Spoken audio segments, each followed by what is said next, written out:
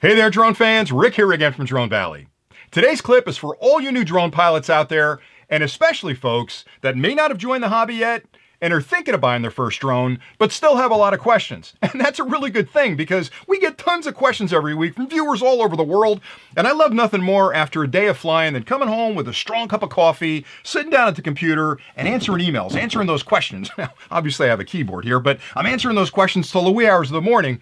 And the reason I find that exciting is for two things, really. Number one, there's a ton of interest out there in this amazing hobby. There are people out there that have seen these quads flying. They've got friends that fly. They've seen them on the news. Whatever it happens to be, they can't wait to buy one of these amazing flying machines and put it up in the air.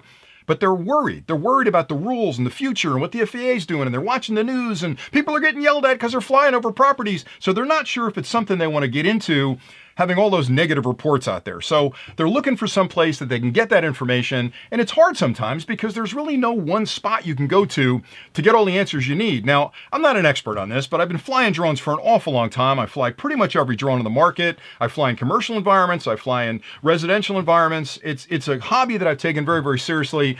And I've done my homework. So I'm going to give you some rules of the road today, sort of a new drone primer, if you will, just to get you started. And then we're going to continue this series where I'll walk through a couple of other clips where I'll talk about the basics of how to fly. I'll go through the rules in detail that are current with the FAA today. And I'll spend some time talking about the community, because one thing that's really great about this drone community is that it's a tightly knit group of fellow flyers. There's a brotherhood out there and a sisterhood out there where everybody kind of gets along. There's not a lot of cat fighting and infighting and stuff. If you ask questions of any of the drone channels that are out there, they're going to give you a straight answer, and I'm here to do the same. But more importantly, I want you to understand, I'm smiling because it just gets me that giddy, how exciting this hobby is, man. There's nothing like it. Now, I've played golf, I've done other hobbies, I've got a bunch of things I do with boats and the shore and everything else.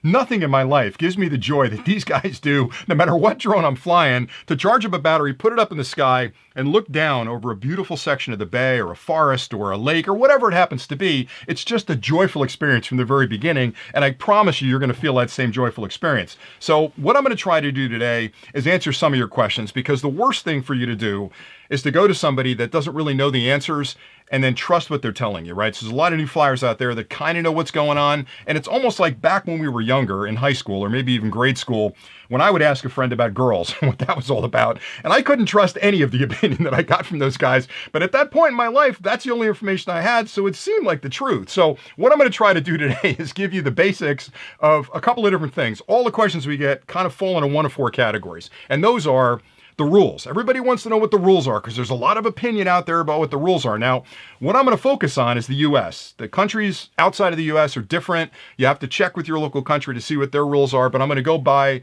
what the United States has right now with the FAA specifically for the US. Then the second part of it is the danger, because I get a ton of questions about, if I put my drone up, it's going to fly off on me and I'll never see it again.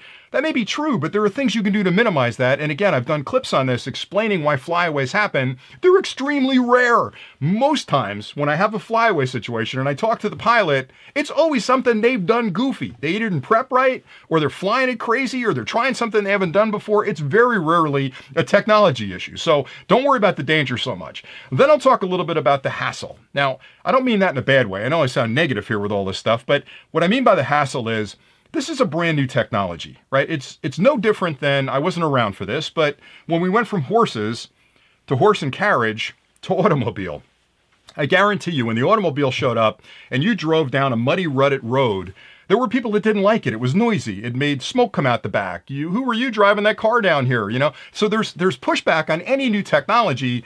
This has got pushback, amazing pushback from the public, because it's kind of scary technology. I've said this before. It's advanced well further than it should have in the short span of time that it's been around. These drones are so smart and so easy to fly nowadays that it scares a lot of people. They're just not sure what they think about them. So the hassle factor is, and I'll get into it in a minute, it's other people's reaction to you flying, and maybe even local municipalities, governments, or beaches' reaction to your flying. So I'll talk about that. The truth is, you're in really good shape because all of that kind of goes away. The FAA is really the person in charge of the airspace, and that counts from the ground to the heavens. So they're in charge of all that. So any of the local municipalities that are trying to legislate that you can't fly there, it really doesn't work. So I'll get into that in a little bit. And then the last part I'll talk about, it's a fun, because as a hobby, it's hard to beat this because you can get into it for less than $100. You can fly to your heart's content. you can fly all over the country. And I know there's restrictions around NFZs and TFRs, and you got to be careful where you fly, and I'll explain what those terms are later. But literally 99% of the airspace is open to fly. And you can fly it. So you got to get into the hobby and get out there and just have fun with it and not worry so much about all the bad things that might happen, because any activity you engage in, any activity, walking down the street, you could get hit in the head with a coconut and knocked out. So there's dangers in everything we do in life. The benefits of this far outweigh any dangers or hassles that are out there. All right, so let's start with the rules, because that's where there's a lot of confusion out there. And I've seen drone channels talk about the rules, and I see people violating the rules, and they're not rules that are hard to abide by. They're rules that are safety rules, just like we have with anything else. If you own a boat or a car or a motorcycle, there's rules of the road. Well, these are rules of the sky that the FAA has put out there, and they're very simple to follow, and I'll go through these one at a time and give you a little commentary on each of them. So the first rule is you have to stay under 400 feet, because there's manned aircraft that can't come below 500 feet. So that 100-foot buffer between where you can fly and how low they can go is a safety zone. So keep it under 400 feet, you'll be in good shape. You can't fly over people. You shouldn't fly over moving cars. You've got to be very careful, because they're worried if the drone conks out and falls out of the sky, it could bop somebody on the head. So just don't fly over people. Don't fly over crowded beaches. Stay away from people and enjoy flying your quad. The next one is you should register your quad. I know a lot of people are up in arms about, I don't want to register my quad. What's with the registration? You register everything else important in your life, your car, your dog, your motorcycle. In some cases, your marriage license is a registration. So I'm not a big fan of registration either, but registration for $5 takes 5 minutes, and you can fly as many quads as you want for that $5. It doesn't make a lot of sense not to register.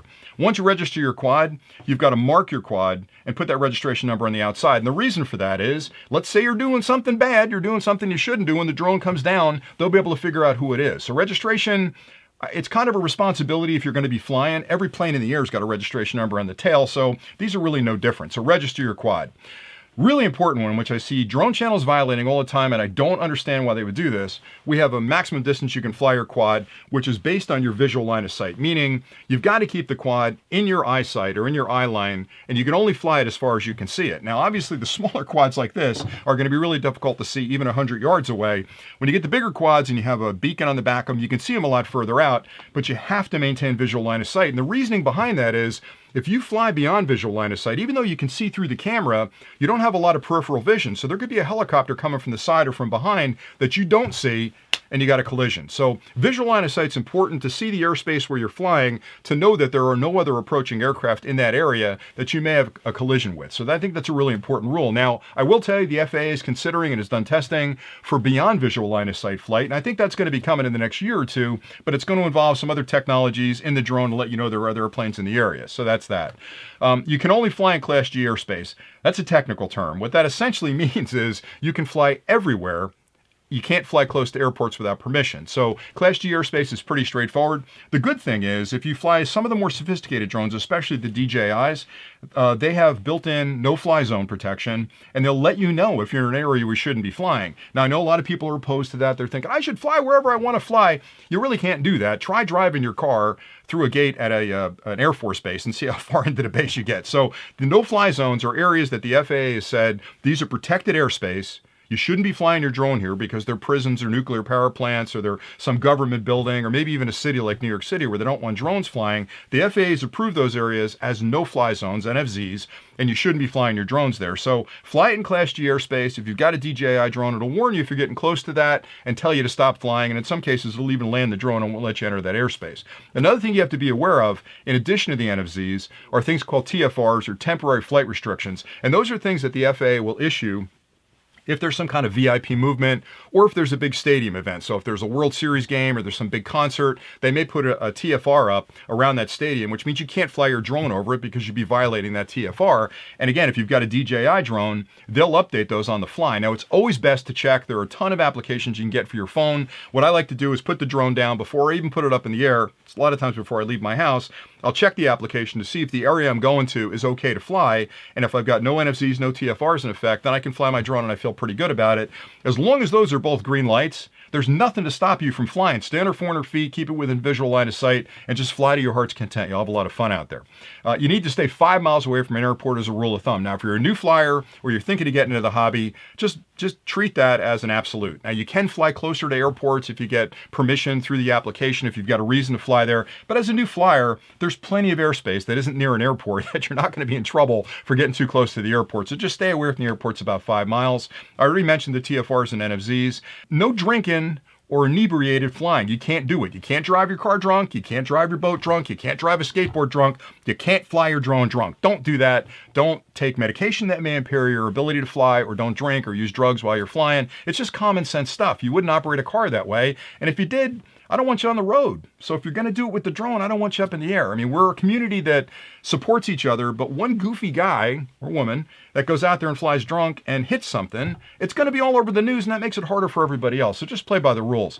And the last one is, and this is kind of a new thing, I know it's sensational when there's an accident or a hurricane or a fire like out in California. God bless those people. With that fire that's going on right now in California, you can't fly and interfere with rescue operations. There have been more than one incident in this last year alone where there were wildfires going on, and some yahoo put a drone up to get beautiful pictures of the fire and stop the airplanes from flying, the water tankers from dropping water to shut those fires down. So if there's a fire, stay away from the fire. That's all. If there's an accident, who wants to see footage of that accident, right? So just be aware of the fact that you're not supposed to be interfering with any kind of rescue, police, special forces kind of operations. Just be sensible about it, because the reason you're getting into the hobby is the joy of flight and the beautiful pictures you can get out there in the wilderness. Stick to that and you'll be in really good shape. So that's pretty much it for the rules. There are others that are kind of minutia in there, and you can read those on the FAA site. I'll put a list below, but there aren't a lot of them, and they're all common sense rules. So like I'd mentioned at the beginning of the video, I have other clips I'm working on in this series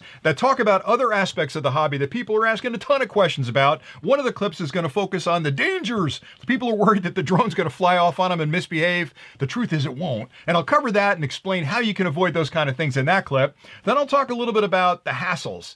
Things like people coming up to you when you're flying, asking you what you're doing with that drone and why are you flying over my backyard. I'll explain how you can get out of those situations and really how best to handle those, because you're going to get those if you're out there flying in the public, and I want to make sure you understand exactly how to approach that situation. And then I've got a clip talking about the joys and the opportunities of what this hobby can provide, because as much fun as it is to fly, and believe me, it's a huge stress reliever, there are big commercial opportunities. If you decide to take it seriously and pass your Part 107, you can fly these and make a ton of money flying them. So I'll talk about the opportunities in that, and there's probably a couple more sections I'll add after that. But anyway, I've already run on too long in this first one. I hope you're enjoying these. If you have questions about anything I've covered today or the other sections I'm going to cover, drop those in the comments below. I'll do my best to answer them. If I get enough questions that are similar, I'll build those into one of the future segments. And really, my only intention in putting this together is to help new flyers into the hobby and make sure you get all the information you need to get out there and have fun, fly safe, and just really enjoy this hobby, because it's really changed my life. And I know I've said that before, but